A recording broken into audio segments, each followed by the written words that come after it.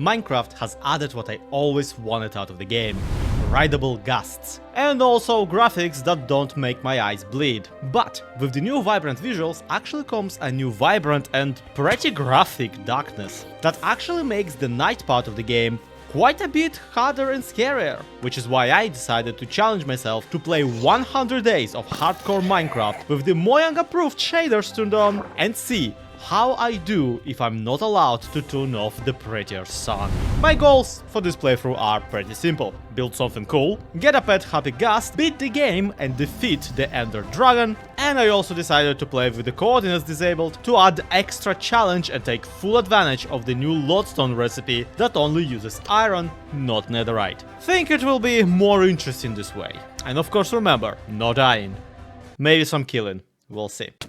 Now, because the vibrant visuals are only available on Bedrock Edition, this is what we're playing today. Luckily, this version of the game comes with a built-in day counter, so that will be in the upper left corner for pretty much all of the video. It's quite handy, though it only shows the days played as opposed to the number of the current day. So remember to add 1 to the number you see on screen whenever that comes up. So, on day 0, so day 1, I spawn in a random podzol taiga, ready to begin our adventure. By which I mean not ready at all, because this is a random seed and I have zero idea what's actually where in this world. At least we'll get plenty of spruce, the builder's favorite wood. I scoured the local caves for surface iron, but find nothing but the aforementioned vibrant darkness, which comes with a new surprise. You see, I am playing this early, before the full release of the update, on a preview version of the game. Some bugs haven't been figured out, and that's why all the creepers in the game now glow as if they were charged creepers. I can only hope that the blast radius wasn't affected. I decide to stay away just in case, and instead commit atrocities on the local chicken population. I also get my wooden tools to stone tools and focus on destroying as much birch as I can before the sun sets. I mean, it deserves it, so. It's now time to drop down into a ravine and look for diamonds. You know how the song goes, don't mine at night, unless you want the mob cap to be spread between the surface and the caves, making it easier to mine, you idiot. My first batch of iron only yields 4 pieces of ore, but luckily that's exactly enough for a pickaxe and a shield, which really is going to help a lot, but not against witches, because their potion effects do not care about my board with a door handle on it. So I get poisoned nearly to death and retreat before her pet zombie villager finishes me off. Did not expect to have a close call this early in the video, but I guess that's just how the HUDs core. This is where I also start regretting not doing this video on Java Minecraft, because it has different rules for health regeneration. When you are fully fed on Java, your regen kicks in pretty fast, making food basically a very weak but super convenient health potion. But here on Bedrock, this just isn't the case, and hearts regrow at a much slower rate, like the usual. On the upside, the combat update basically never happened here, so I can still just spam click any enemy as much as I want. And hey,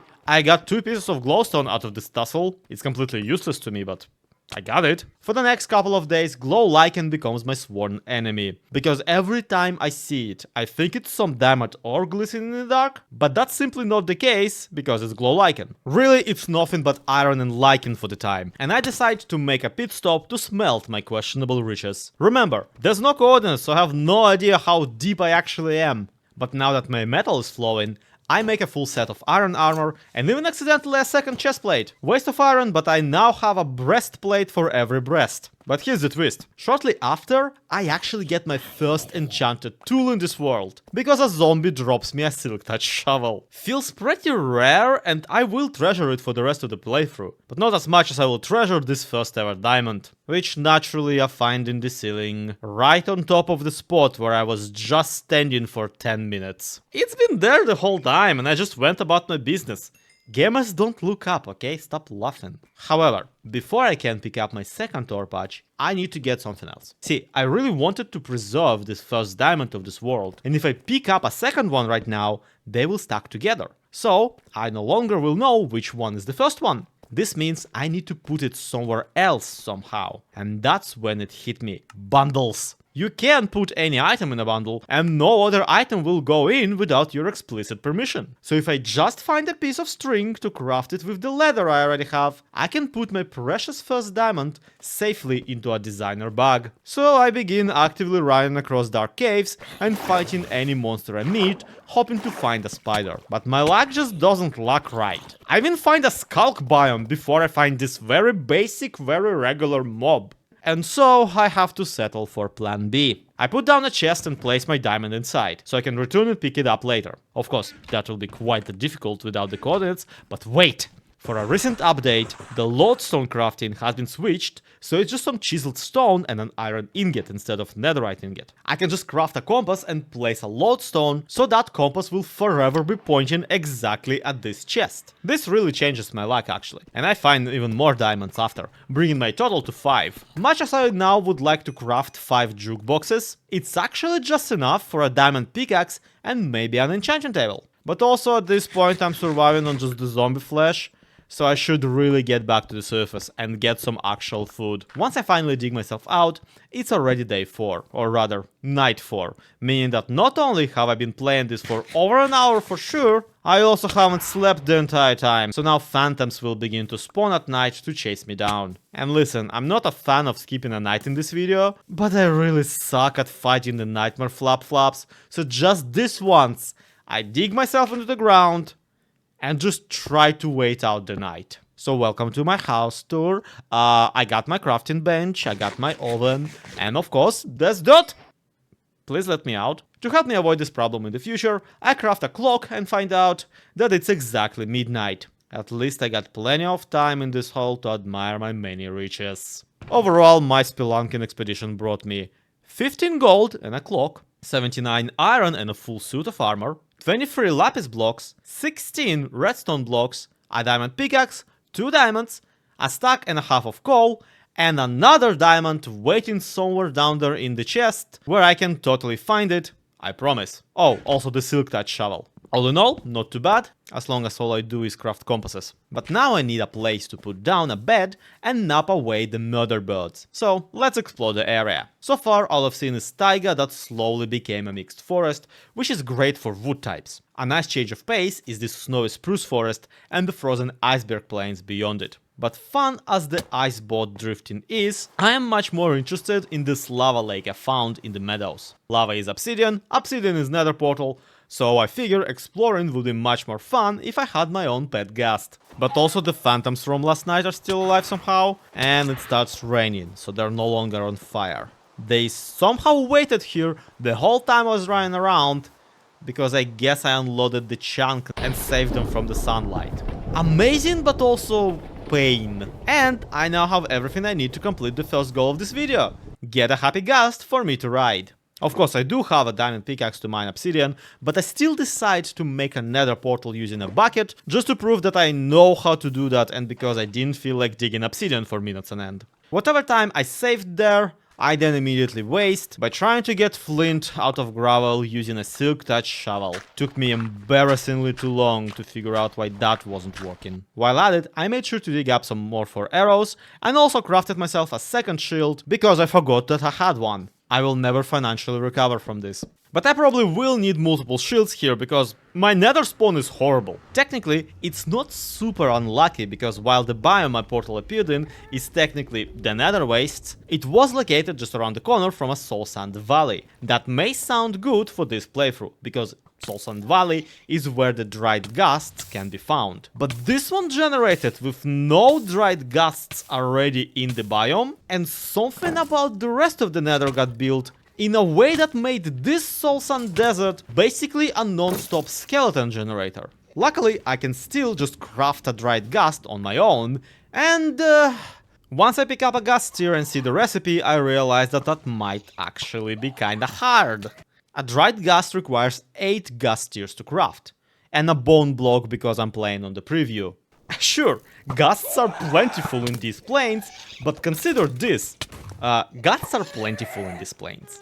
Not all of them will drop tiers, and not all of them will get killed by me to begin with, but all of them will shoot fireballs at me at the shortest notice. I need to really stay on alert here, especially because the skeletons also keep coming out of the darkness to helpfully bring me more arrows to hunt the ghasts with. I just wish they would stop shooting those arrows at me, but I appreciate the gesture. A bigger hazard is of course the soul sand itself. With slower regeneration and slower movement speed, dodging fireballs became quite the stressful game. Without diamond armor too, it's pretty much a non-stop assault with frequent breaks, where I block myself into a hole to get a chance to regenerate some health, also very slowly. To convey how long this took, I entered the nether with over a stack of arrows, I've gotten a bunch more of the arrows when fighting skeletons, and I still only had 12 left when I went back. But finally, I am ready to leave the nether and make my very own ghost child. Ah yes, the miracle of birth. I waste no time to drown my horrible sick son with every disease, and while he grows moist and strong, show him the things he's never seen before. Like my first ever wooden pickaxe. Or my compass that's actually a diamond, bro, trust me. He seems not very impressed. While he works on becoming a vehicle, I set my next goal as getting an enchanting setup and dig up obsidian to combine with my leftover diamond. Of course, we'll need the whole 15 bookshelves to get any actual use out of it, but thankfully, I've been unleathering every cow I meet, and also animals respawn rather frequently on this version of the game. In part it's because spawn chunks don't actually exist on Bedrock Minecraft, so I don't really need my own food farm at all. I can just keep clearing out whatever meat appears around me shaped like a cow. That leaves only sugarcane to get in shameless amounts, and I can actually force grow it on Bedrock Edition. So I just grind the enemy skeletons into bone meal and soon enough have a significant amount of paper for books. But by then, my ghastly son becomes autonomous and starts bobbing all around the place. The ghastling is very cute, which just makes me want to feed it more snowballs until suddenly he's all grown up, which means I can get free labor out of him. So I rush into the crafting book looking for the ghast saddle recipe and obviously can't find anything because they're not called saddles, they're called harnesses. I decide on the black one just for the pirate eye aesthetics. I then also duct tape a donkey to it using a lead because I want to try hauling materials using the chest on the donkey's back. And while that works fine, my plan to use the ghast for transportation falls through. Because as it turns out, Happy Ghasts are not very fast. They're super fun to drive around, and it's awesome that you can fly up and down and even stand on their head whenever you get up. But the horizontal flying speed of this stupid jellyfish is, let's just say, glacial. As such, I christen my guy the only fitting name for such a creature: scaffolding. Because let's face it, that's the only thing he'll be useful for. And we will still be using him for his special abilities, believe you me. If I'm going to be a ghast hoarder, I want a ghast wizard tower. Just need to gather some more materials for one. So I dig a 2-wide hole in the ground all the way to the deep slate layer and start tunneling back to my treasured diamond. Because whatever I'm building today will probably have a ton of deep slate no matter what it is. So might as well start digging. Luckily my compass points exactly where at least one diamond is. I have to emphasize, this is not strip mining. This is me just digging in a very straight line to a very specific place. If I just happen to find some diamonds in the process, that's just a happy coincidence. And luckily my compass already points to where at least one diamond is. Actually, it's really unhelpful in this situation, because I will need to somehow not stack the diamonds with the actual first diamonds, which is why I brought the bundle. Once I tunnel into my own old torches and track down the lodestone, I carefully click the unique rock into its designated egg bag, and just to be sure I can't put any more, topped it up with 63 pieces of cobalt deep slate. Success! Now how do I get back home from here? I had a lodestone leading here, but I never made one for my actual base, which admittedly is not enough of a base to really care about. It just also has a child that I crafted and birthed with my own two hands. I can't leave the poor scaffold an orphan. Rushing back to the surface, I find myself in a taiga biome, meaning I have returned to spawn and will have to somehow trace my way back to my enchanting table. Which turns out will be harder than I thought, because I apparently passed here like a formless ghost, leaving nothing but smell. No amount of detective work is hinting at me which direction I actually took. Best I can do is climb the tallest tree and crank my render distance to the furthest I can, to catch maybe a glimpse of familiar terrain. And I do! I think in a distance I can just about make out the edge of a familiar iceberg biome. And I was ready to run all the way there if I didn't suddenly find a villager town lost in the spawn taiga. You mean to tell me all of this was right here at spawn the entire time, complete with an iron golem, and I just never knew? Okay, that's fine. Villagers are easy mode anyway.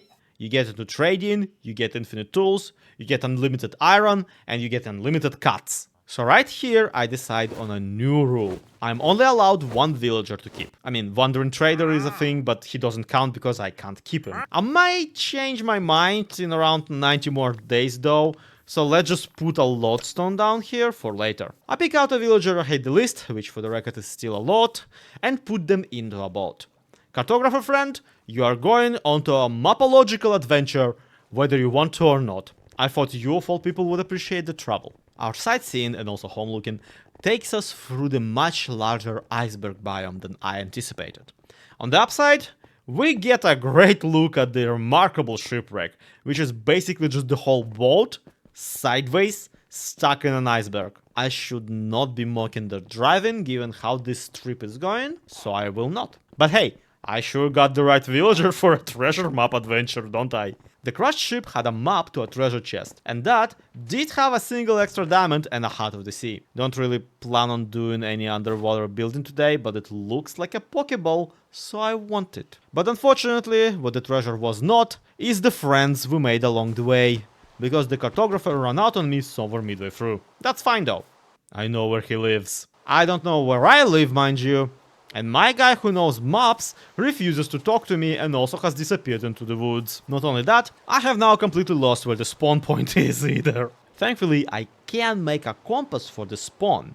And just so happens that on my way back, I actually find the familiar path to my home meadows. I genuinely just needed to take a left instead of a right along the shoreline. My nether portal has been just around the corner this entire time. The digging hole this time consisted of 7 more diamonds, a name tag, Heart of the Sea, a ward music disc, and a stolen purple bed. And also a villager, who should be somewhere in the woods at the moment. And of course, also 4.5 stacks of cobalt deep slate, soon to be used as rooftop material. Now I just have to pick out something for the walls. Which is a pretty simple decision when I have the 3 types of wood so abundantly available. It may not seem like a big deal, but actually, just having birch, oak and spruce in a big quantity gives you 3 types of block, with 3 alternative textures, between planks, stripped and regular, plus slabs and stairs and fences for each type of plank. But what's handy is that among these many blocks, there are actually only 3 textures, just colored slightly differently. This can of course get really repetitive, or it can be used to create a gradient or a shading effect with very little effort. And that's exactly the amount of effort that I'm willing to spend. So it's time to craft a diamond axe and head into the nearest woods. I'm going to build a massive tower that I can see from afar so I can never get lost again. Until then, here's a lodestone compass. Embarrassing, really. Just to be sure, I set my quota at a full chest of spruce, because you can never have enough spruce. The trouble is my axe only gets enchanted to efficiency 3. Which is weak even for my 9 bookshelf enchanting setup. Just in case I make another axe and it too comes out as efficiency 3. Which is very upsetting because on the same table my pickaxe just got efficiency 3 and breaking 3 in one pull. Out of sheer spite at this point, I slam an iron shovel onto the table and level it to efficiency 3 on purpose. Then combine it with my trophy silk touch shovel. I decide to name my creation Iron Shovel 2. But enough magic finagling, let's make like a composer and start chopping. At this point I start walking nights too, by the way, just to get as much time as I can out of these 100 days in this world. Clearly I'm not the fastest player to begin with, so this should help. Maybe I can fit twice as much dumb stuff into this video this way. Without any unbreaking, my axes drain their durability super fast. So I use the one axe to fix the other, leveling the tool to efficiency 4 and giving it the name of Axe of Theseus. It does chop like Theseus, so that checks out. But you know what we call a chest of spruce logs on this channel? A good start. Efficiency 4 axe absolutely rips through wood on this version of this game. So the nice mixed forest across the river from me rapidly migrates into my inventory. Day 21 is special to my heart, because that's when Scaffolding the Ghast first tries to murder me. I ride him across the river to get home, with a chest boat that I tied to him for extra storage. But shortly after I drop off, Scaffolding returns to me with a random creeper he picked up into the remaining seat of the boat and happily flies to greet me. Proud as I am for his ingenuity, it is alarming that at the ripe age of 10 days, he is already trying to commit flipping fratricide. This does give me an idea, however. Now that I got a full chest of spruce and around 10 stacks of oak and birch each, I should probably attempt building, and what better way to include that into a video but with a third-person time-lapse. But oh no, this is a legit hardcore, and there is no replay mode for Bedrock Minecraft. However, will I record myself? Well, obviously with a camera account. So with my compass, I travel back to spawn to meet up with myself but playing from the laptop. And promptly murder him. Trust me, he deserves it. Since recently, dying in hardcore no longer deletes your world and just puts your character into a spectator mode. So now I have a flying camera that's able to go through walls and everything. Perfect for epic shots of me right clicking. With the ghost of the laptop past, I returned home to begin my build. It's dirt square game, we're making a circle! This might be a little cramped for a starter home, so we'll get a lot more space on the vertical. Spruce bark is a little too dark for my liking, so I have to ruin most of an iron axe stripping it. This way the wood will go much better with its own planks, even if there's a risk of it kinda annoying vertical stripe pattern emerging out of the mess. Planks are, however, a lighter color, so the higher I go, the more I use them to try and break up the material to transition into the oak part. This is where the build really hits its ugly days, so I have to really trust the process. Mostly because it's too late to turn back. Although, fire tick is on, so there's always an easy reset button. Alternatively, I can just jump off of the stupid thing and cancel this whole video. The oak segment alone is 13 blocks tall, so the overall height of the project is probably enough to shoot my knees from my butt if I ever fall from it. I try to avoid fall damage as much as I can and make liberal use of scaffolding, as in Scaffolding the Ghast. He does a surprisingly good job as a floating platform, and it's actually very convenient to build even directly from his saddle. A lot of frustration with vertical building is simply not there because you can simply make a platform appear under yourself whenever you need one. You can even hold shift to stay on the ledge of a ghast. This is great for building mechanics. It even doesn't make it too easy either, so you still have to kinda stay on your toes. For something so similar to Creative Flight, this becomes a very interesting form of building of its own. But I do still drown the lowest level of the building, just in case, so I have water to fall into. Yes, this reveals to me that I have essentially made a barrel. Okay, we might need some more detail for this. The top chamber of the tower is where I want my enchanting room to be, so it's only fitting I put a giant wizard hat on it. This is where all that deep slate comes in handy. And by all that deep slate, I really do mean like all of it. I even had to go back into the mines and resupply. Once I have half of an inventory of black tiling on me, I take my ghast to the top of the tower and begin brick by brick assembling the curve to crown this build. And so, on day 32, with only a third of this playthrough finished, I already have this awesome wizard tower, which I only now realize that I didn't put an entrance into. I will say that this side is the door. First order of business now is to move my wizard stuff up into the wizard tower. The enchanting setup itself doesn't even take half of the space up there, but this is also when I realized that I would actually really like a librarian for my library.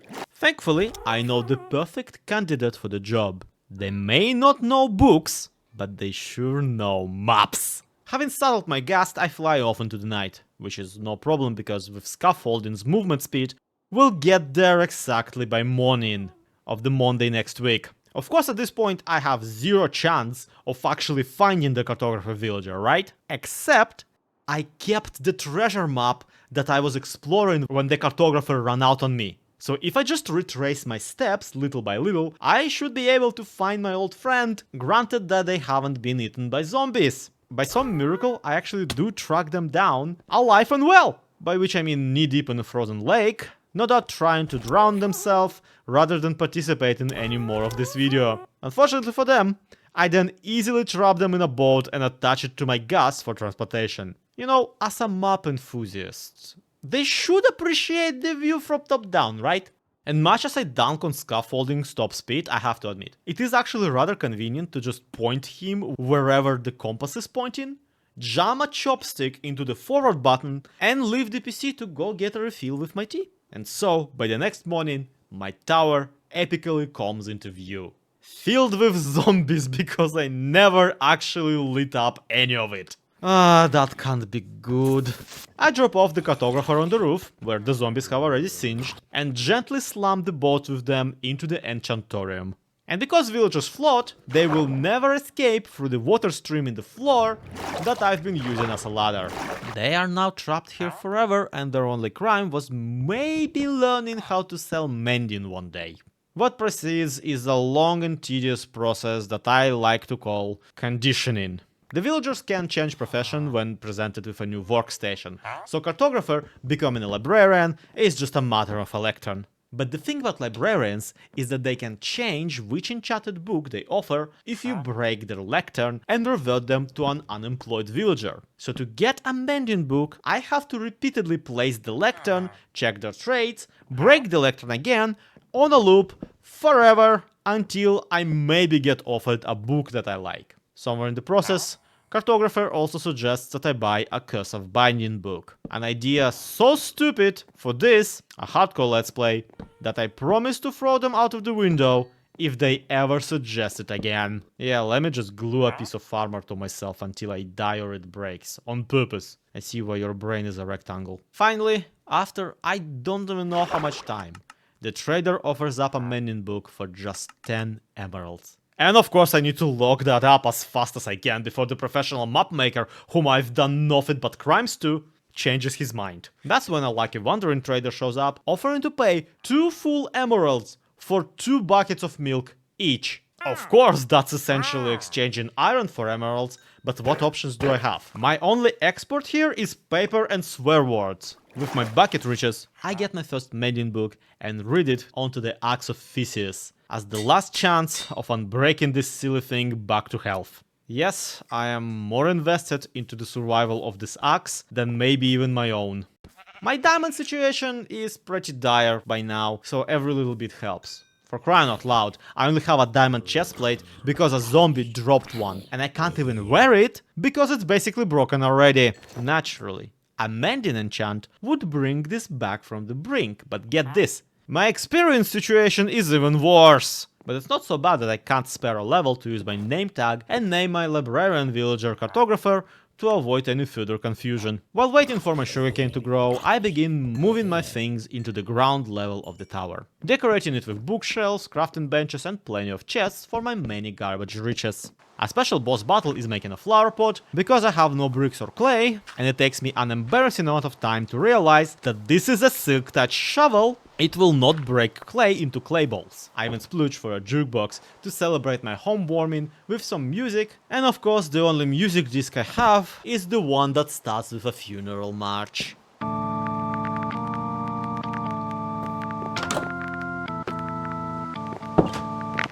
Glad that's not ominous or anything. Now, having built something pretty nice, I can only think of one thing. I barely have any diamonds. Axe of Theseus notwithstanding, my equipment is garbage, so I have to once again face the mines, hoping to find materials or at least experience for enchanting. So I drop into the hole from before to try and explore some caves that I dug into. And good thing I do, because the one side of this tunnel, turns out, leads into a spider spawner. No, not cave spider spawner, a regular old spider spawner. And it comes with 2 name tags. Also a set of diamond horse armor, because this game seems weirdly convinced that I'm a horse. The other side of the tunnel, however, opens up into a giant cave system, reaching all the way to the lava. I definitely don't have the torches to explore it, but that doesn't stop some skeletons from sniping me out of the water column and almost to my doom. So I guess we're exploring it whether I want it or not. As if to mock me, a zombie drops Featherfalling 4 golden boots shortly after.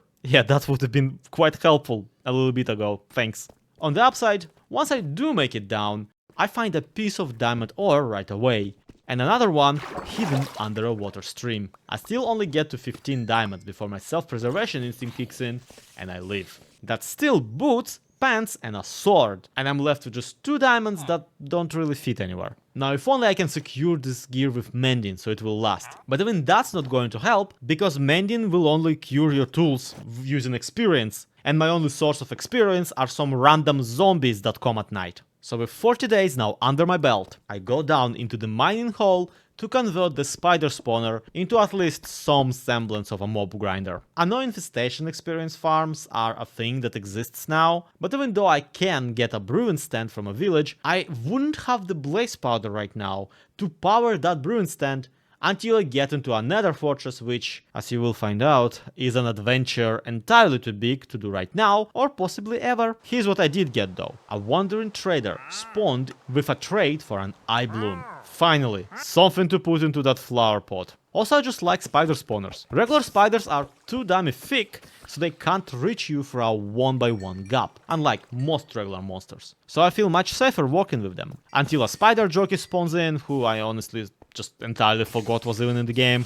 This actually could have killed me if I were AFK. So good thing I don't trust like that. Without any kind of mob softener, the farm is actually pretty tedious to operate. Especially since Bedrock Edition has no sweeping edge attack, meaning I have to individually click every single spider to death. I am basically just exchanging sword durability for pickaxe durability, which is a fair trade as far as I'm concerned. On the upside, mob cramming doesn't exist on Bedrock either, so the spiders will just continue to pile up indefinitely until my computer melts, which is a good thing, I guess. In between stabbing the spooders, I continue on my quest to create an economy that runs exclusively on buckets and sugarcane. And that earns me a mending book for that diamond chestplate I got from a zombie, saving me 8 diamonds, and it only took half of this video to do. Guys, I'm starting to think that my methods are not optimized as I thought they were. Also, my cartographer didn't help, because his final enchanted book trade turned out to be a 36 emerald book all about curse of binding. I swear to dog, frequently. Desperately holding my frustration, and politely shove the villager out of the window into their untimely death. I then almost immediately regret my decision, because a wandering trader arrives with a trade for pale oak, and I only have enough emeralds for 2 saplings, which you will know is entirely not enough to actually grow any pale oak. I guess they had the final laugh after all. With no mending for my sword and rethinking my life choices quite a bit, I celebrate evening of the day 50 by holding a funeral for my one librarian who wasn't even a librarian. He was the worst librarian I've ever met. However, that night, a hit on my door prevents me from falling asleep, forcing me to investigate. And who should I find on my doorstep but an actual zombie villager? Now, I'm not saying that the cartographer came back from the dead to have a revenge, but that does sound like something they would do, doesn't it? I trap the visitor in a boat on the lowest floor and fetch a name tag because, well, frankly, this is too funny a situation not to. And so begins the quest to save this moron's soul. Naturally, that quest leads me to hell. Where else would that soul be? The plan is as straightforward as ever. Get into the nether, find a fortress, stock up on blaze rods and netherwort for potions, get back, brew weakness, cure the exceptionally green citizen, pour a cup of tea and have a laugh about this all together. But I mean, it's nether in hardcore. Something is bound to go wrong, right? Well, the first hurdle turns out to be the vibrant visuals. For some reason, Mojang's own video settings conflict awfully with Mojang's own game. The nether was fine when I was just hunting for ghasts, but now that I need to actually traverse it, the shadows are entirely too dark and the lights are entirely too dim. Again, I recorded this on a preview version, so a lot of this got actually fixed by now, and arguably not enough, they need to fix it more. But at the time, my only solution was to force the visuals to become as vibrant as they can get, by cranking the brightness all the way up. And even with gamma set to supernova like that, my chances of finding the Nether Fortress are actually pretty low. Sure, I found a piglin bastion basically right around the corner, so that's nice. It's not what I was looking for though. 3 or 4 of the brutes from it even jumped into lava for me. And I found a dried ghast just sitting on the floor next to it, which kind of makes a joke out of my grand ghast hunt from the first 10 days. However, and I didn't know it all the time, the nearest nether fortress to spawn on this seed is actually entirely buried inside a cliff. See for yourself, it's pretty close to where my nether portal would be, but not a single block of it sticks out from the nether rock. I have zero chance finding it without knowing the seed ahead of the time, and even then, I would need the coordinates to do that. Two things very much against the rules for this playthrough. So yeah, I can't go to the nearest fortress. I have no idea where it is. I do know where this bastion is, and that happens to be in trouble. This bastion was basically 2 separate structures connected with some sort of a bridge. And,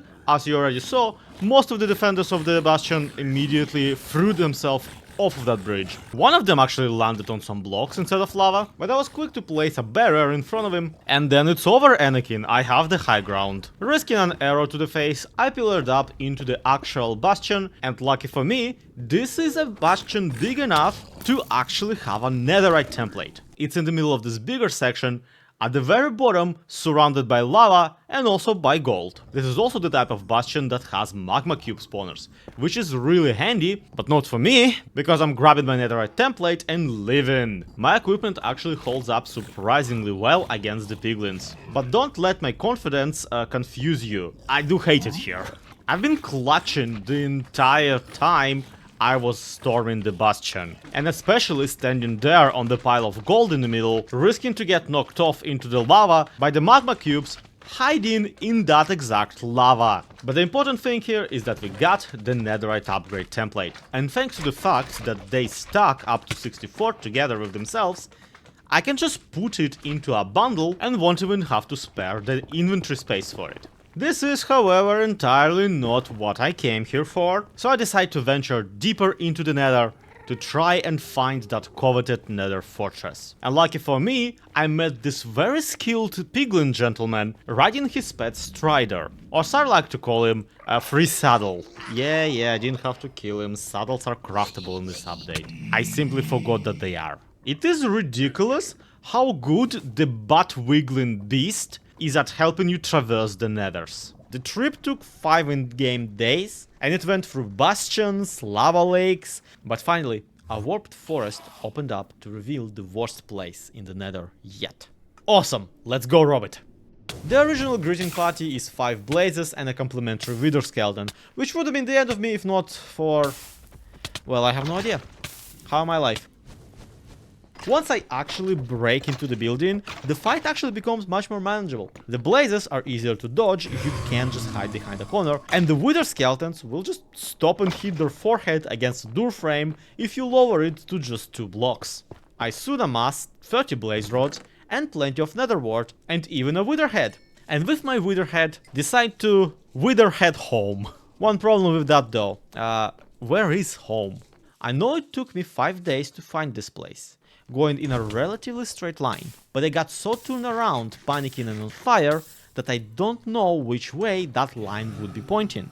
Also, the nether is a giant cave system, meaning even if I did randomly stumble into my original path, there is a chance I won't even notice my nether portal and just walk by above or below it. Thankfully, I have gathered obsidian from piglins and ruined portals, so I can just build a new portal into the overworld and at least leave the nether behind. But being so far away from spawn, this just drops me in the middle of nowhere and, I checked, refuses to glitch and link with my base portal. Sure, I got my trusty lodestone pointing exactly back home, but fun fact, overworld is exactly 8 times bigger than the nether. So 5 days of travel, in theory, become 40, meaning that I'd come back exactly by the end of this video. Am I really never going to see my cartographer friend again? The idea is very attractive. Except that's also where all my stuff is, so we better come up with a different plan. That's when I remember the return portal of Central End Island doesn't actually return you to the stronghold. It brings you back to the last bed you slept at. So if I just go through it, I will be instantly teleported to my home. There's also a dragon in the way, which may or may not be a problem. Actually, the return portal doesn't even generate until you slay the dragons, so cartographer better appreciate what is about to happen here. My only way back is to literally beat the game before I can cure this villager. Now to find a stronghold buried somewhere beneath. My ender pearl supply is actually pretty low for someone who found a warped forest recently, and a lot of it I have to spend even just locating the stronghold.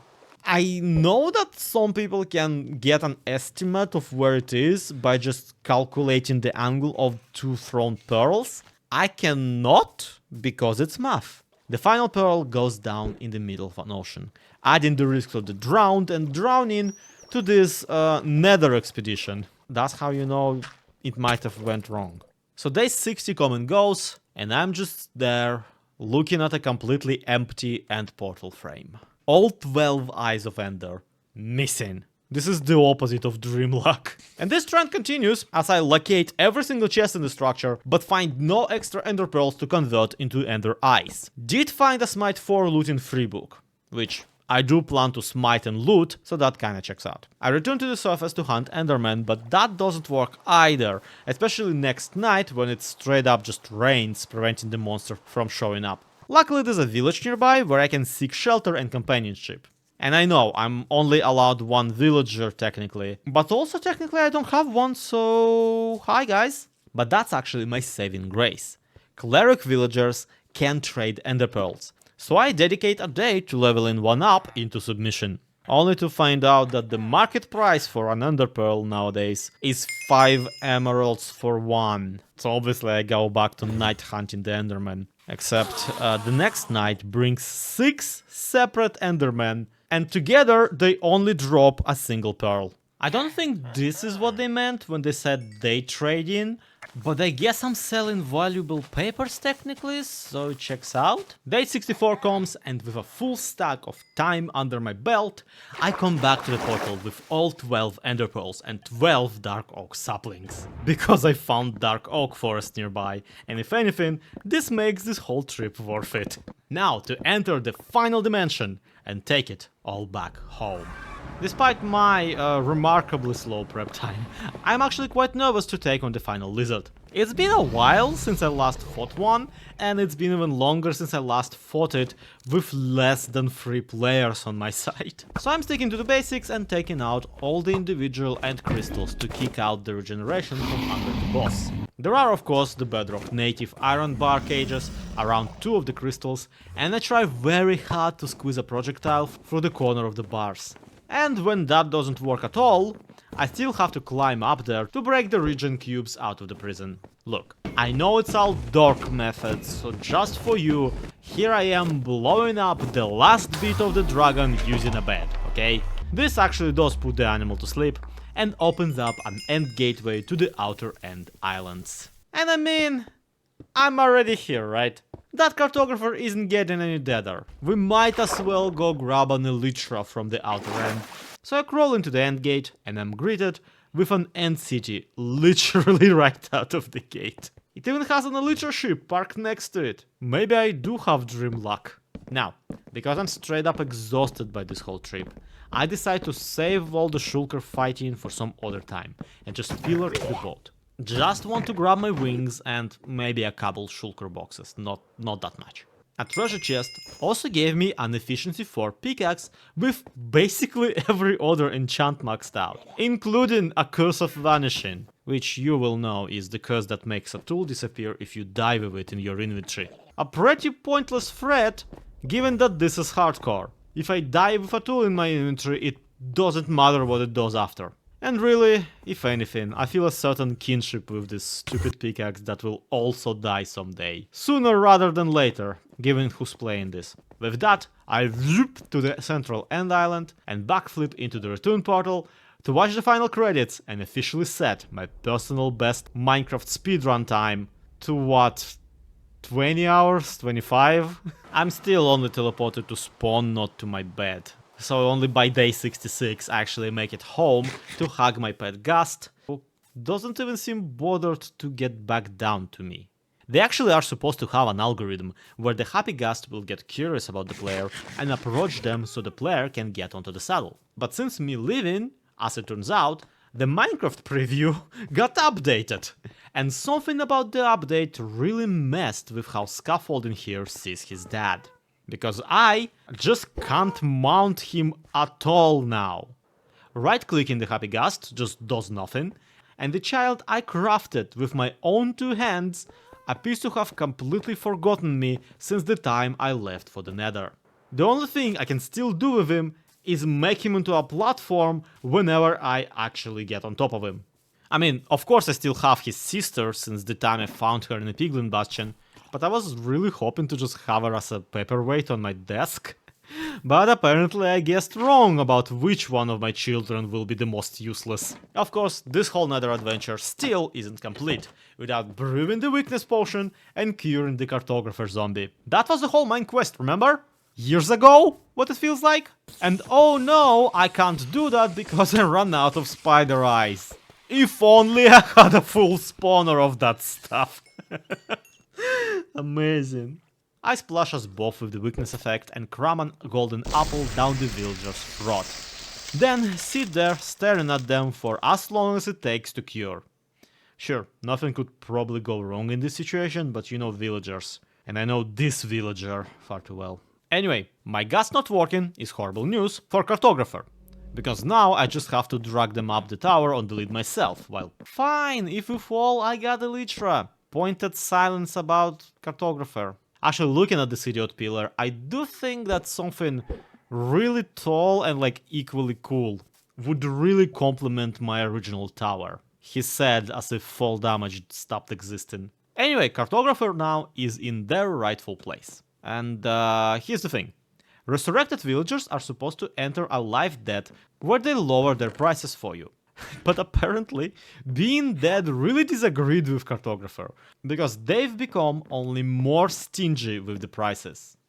I spent all of day 69 re-rolling in their bedroom, and best I managed is a mending book for 14 emeralds, 1.5 times more than before.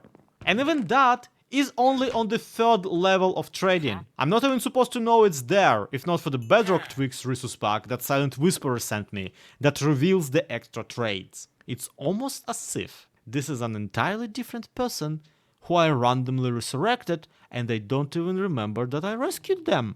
Alternatively, this is exactly cartographer and they specifically remember how they died in the first place. And judging by how often they will just stand there, right on the edge of the windowsill, you can probably guess which it should be. The price gouging within the paper economy forced me to build my first proper redstone contraption on the world. So after raiding the nearest soul sand valley for the finest skeleton parts, I returned to the overworld with a whole lot of bone meal and built an automatic sugarcane masher. Yes, not only can you bone meal sugarcane on Bedrock, you can get a dispenser to bone meal sugarcane on Bedrock. Once the toilet paper machine is finished, I can convert some of it into the books and finally afford a mending book to put on my sword. It now has looting free, so it's actually worth keeping. Those spiders are gonna get looted and mended so hard. With that, if you remember, there's only one remaining goal left for this video. We already got a pet ghast, we've built something cool, and we've defeated the Ender Dragon. The only thing left to do now is the super secret extra goal to build something cool. That's right, you thought I was satisfied with the original tower design, but think again. It's just a little perch for the cartographer to sit on. If cartographer's gonna have a penthouse bedroom on top of a giant tower, why not me? I've seen what this world has to offer now, and I have twice the ambition and twice the axe to fulfill it. Wait, that's actually the same axe I've been using for the old tower. Or is it? Regardless, I'm off for the second material rush. First things first, I will need much more deep slate, because there's no way I'm making my bedroom have a smaller hut than the cartographer's one. I even get a second pickaxe just to get some, and quite fortunately, it combines to efficiency 5 with my disappearing one. The only downside is that its enchantments list now covers half of my screen. Bedrock edition. Am I right? But of course, even the best diamond tool can be made better as long as you're willing to risk everything against a pile of piglin brutes. And since most of them have jumped into a lava pit upon so much as seeing me in the distance, I still have the netherite upgrade from their bastion. So I put something heavy onto my left click and just kinda walk in a straight line through the netherrack. And in around 30 minutes, I'm back home with 14 pieces of ancient debris, which is remarkably excessive since I only have one template and just 7 diamonds to clone it. In other words, I can only afford one netherite tool if I want to actually preserve the template. And I know which tool it should be. The Axe of Theseus rides again, baby! For the record, I used another netherite ingot on my pants to apply the eye trim I found in the End City. Now it looks like they have pockets. The rib trim on the chestplate, however, is just future-proofing. Someday I will tune it into a netherite chestplate, and the trim is going to look amazing. Also, me and my ghasts match, that's kinda cool. But yeah, do you guys actually want that? Should I do a sequel to this video or should I do a different 100 days premise? Tell me in the comments. Of course, I can't do that unless I first survive through building this tower here. I actually calculated the materials for this entire build, and the humble estimate came out to 14 stacks of spruce logs, 9 stacks of shameful birch, 9 stacks of oak, and around a full chest of cobbled deep slate.